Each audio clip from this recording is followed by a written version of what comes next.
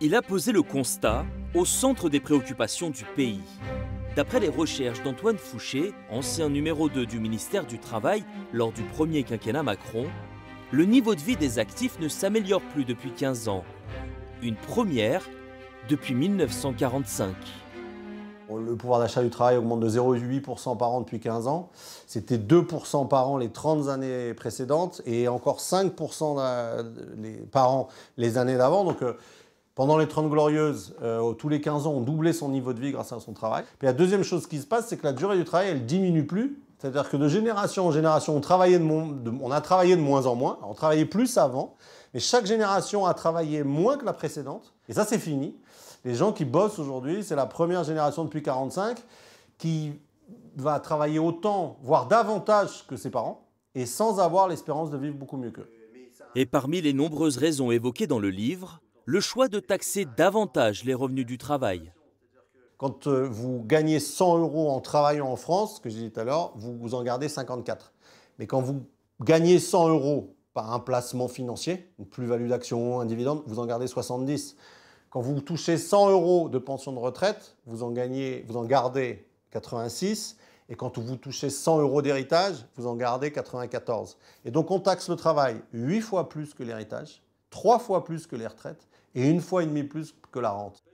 Autre constat, jamais les Français n'ont autant travaillé collectivement depuis 50 ans, avec 68% des 15-64 ans au travail. Mais seuls 28 millions d'actifs financent par leurs cotisations le modèle social de 68 millions d'habitants. On n'est pas assez nombreux à travailler pour deux raisons. La première, la plus faible, la raison la moins importante, c'est qu'on rentre sur le marché du travail un peu plus tard que les autres. Il n'y a pas assez de jeunes en apprentissage, quel que soit leur niveau de qualification. Ce n'est pas une question de niveau de qualification. Et deuxièmement, on part à la retraite 2 à 3 ans plus tôt.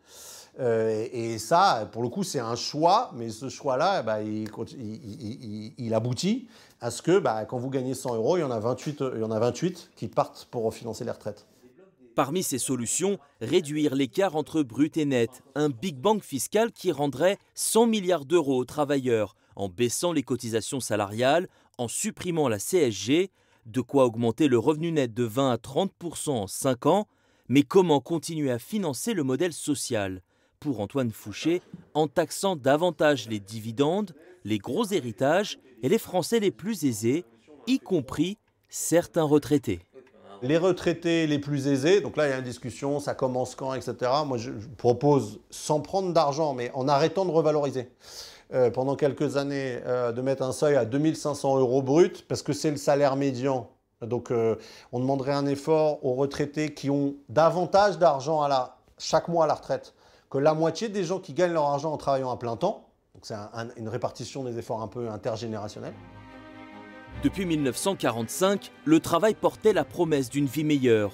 Aujourd'hui, le niveau de vie stagne et la dette publique rend chaque choix plus difficile. Alors dans notre situation, comment préserver notre modèle social sans épuiser ceux qui le financent, tout en redonnant au travail sa place dans l'ascenseur social ?